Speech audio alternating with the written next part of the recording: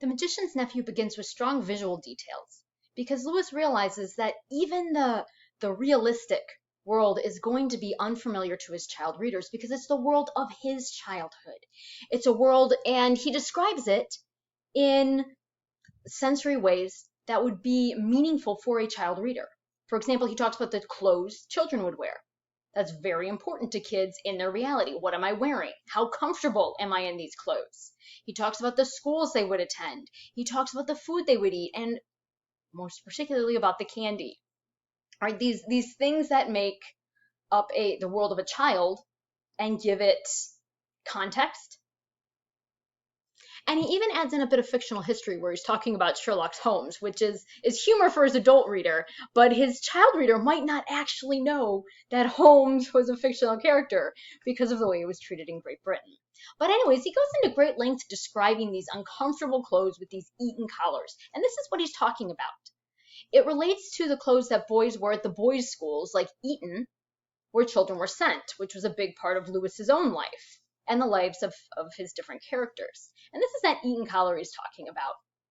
It's a stiff, removable collar that could be changed and washed apart from clothing, which was very important in an era without washing machines or bleach or Tide detergent.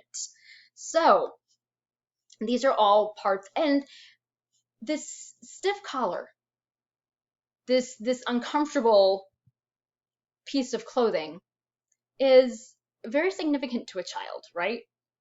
Because it's part of their daily life that they don't like, that's always, and it's that constant awareness of the limits of their world. What they're wearing is the limits of their world. It's very, very important to the success of Lewis's books because he's thinking about how far does a child's sense of their universe go? What's touching me? What's relating to me? How is it impacting my life? And I think he taps into that in a special way in this book because in a lot of ways he's going back to not just vague memories of his childhood, but the actual memories of losing his mother during his childhood, which is what Diggory is going through right here, right? Now Diggory has a different outcome. His mother is saved, but for Lewis at this age, his mother died. And he remembers that in the ways a child would remember it. He says, I remember in the way it would impact my world. But he said, I grieved for her, absolutely grieved for her, deeply grieved for her. But my first reaction as a child is, my ear hurts and now mom can't come and get me. It's how is this affecting me? And I think he taps into that in The Magician's Nephew in a very unique way. So beyond the clothing and the physical descriptions of that world, he uses the physical descriptions of the world as a direct parallel for the magical world he creates, specifically that attic space, right? The attic space that Polly and Diggory crawl through to get between their different houses and to get into this forbidden house is foreshadowing for them going to this crawl space between worlds. And in fact, he repeats the parallel there, where he says it's just like the attic, and we can get down into the different houses through the different puddles. So they make this direct comparison. And in fact, that's sort of the theme of the entire story, is these children who go to the place between worlds and move from one world to the next and are a part of not only exploration, but creation. So, but first, that crawl space is very important for understanding not only the physicality of it, but the concept of a crawl space between worlds, right? So,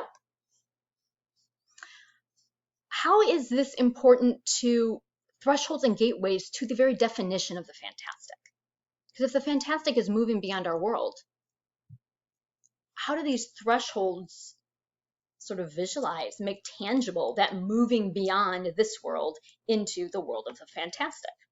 So, I want you to watch this recording of the Caldecott-winning children's book Journey, which is a wordless children's book where the illustrator, creates an imaginary access to worlds through gateways, through drawings. And then I want you to try it. So, Go into your space. Think of a place that could be a gateway to another world. Is there a crawl space? Is there an object? Is there a doorway? Take a picture of it, and then, like the children in Journey, use your photo edit or something, just draw on top of it, and make an actual doorway. So I've done it. Here's my example. It's a very, you can see, unskilled example.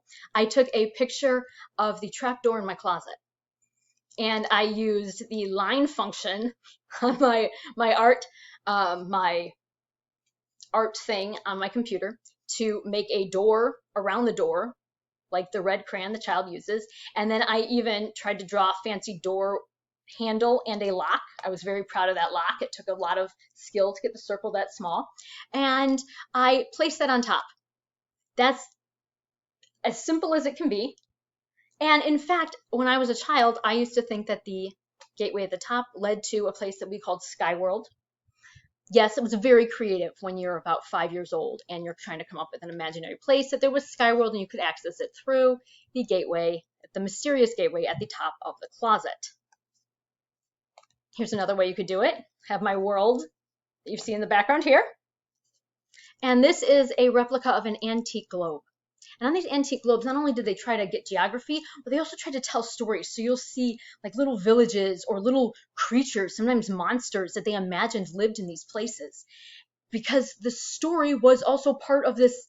This land is not only a physical place, it's also an imagined place. The people who are drawing the maps don't know about it. And so they project their imagination onto it. So again, I drew a red doorway on top of this map that would lead me to this imagined America in an antique world where anything can happen. So, and also post why you think it's important to have a clear path between worlds in some books, especially children's books. And what does it do for does it work for the idea of the fantastic or work against it? So post all of this on our first discussion board for activity 1. And I look forward to seeing what you do. Oh, and this activity should take 10 to 15 minutes, no more. This is not a Mona Lisa work of art. This is snapshot, use some photo sketching, post it up there. So, can't wait to see what you do with it.